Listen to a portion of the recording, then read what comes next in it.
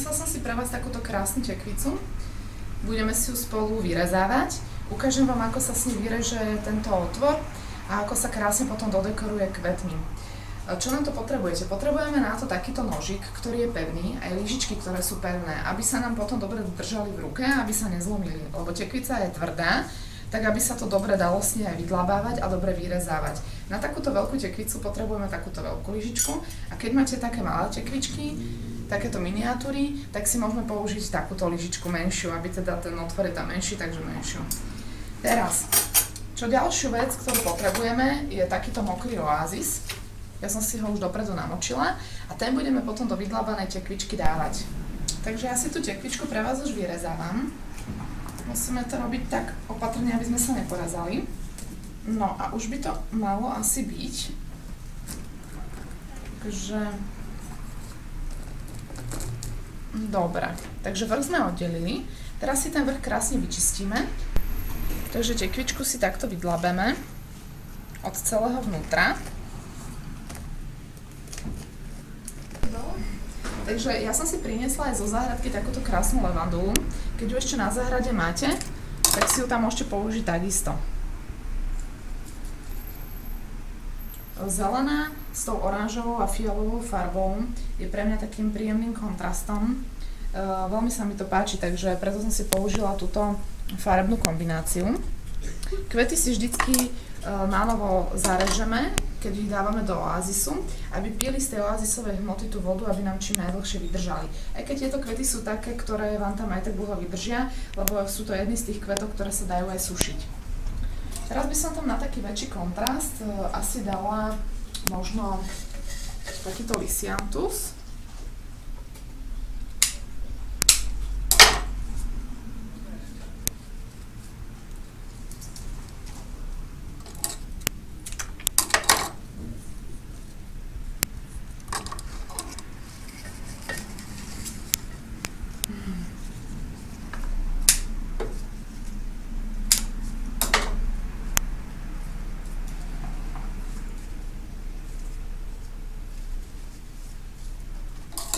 Veľmi pekná kombinácia.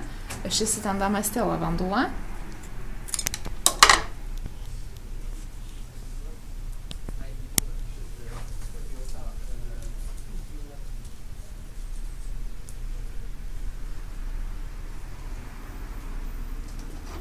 No a teraz by som si tam chcela dať aj z týchto anemoniek, ktoré mi tak dotvoria celú tú kompozíciu farebnú.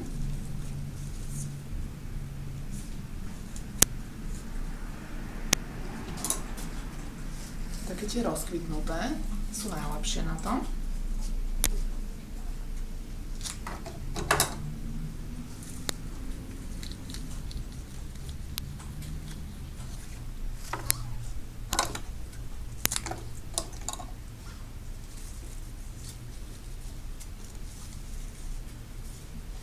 No, teraz si tam dáme aj rúžičku, nejakú krásnu rúžovú. A tu použijem iné nožnice. Takto. Dám si dolu listy.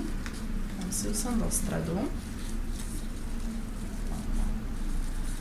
No, teraz si to skrošetíme eukalyptusom a hederou, to je takýto brečtan. Takže pekne si to tam ponapichujeme. A dostane to taký ten strapatý look.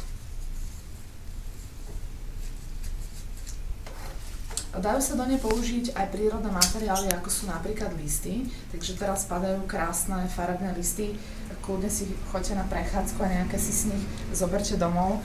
Dáte si to na drôčik a tiež sa to dá použiť do takéto krásnej tekvice.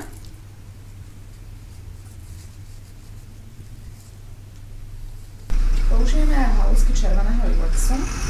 Tak to si ich najprv nastrihame.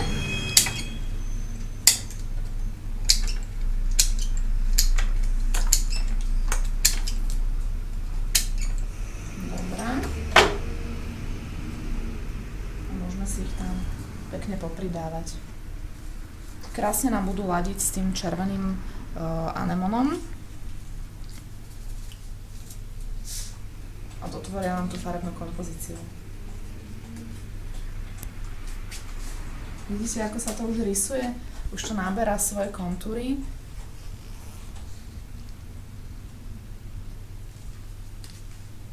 Takže tekvičku som si dokončila. Dám si do nej ešte takúto krásnu mašličku, ktorú som si pripravila z francúzskej čipky. Bude tu vytvárať taký krásny akcent. Takže vintage tekvička je hotová. Maj, prosím ťa, mohla by si ju zabaliť pre nášho zákazníka? Áno, samozrejme. Nech sa páči. No, ďakujem. A počkaj, ešte tento vrch, nech si dá potom na ňu. Pozrite sa, poď, ukážeme to. Keď si ju takto dáte, ten vrštek, tak pozrite sa, aká nádherná tekvica nám z toho vznikne. No, a my sa s vami lúčime. Tak čaute.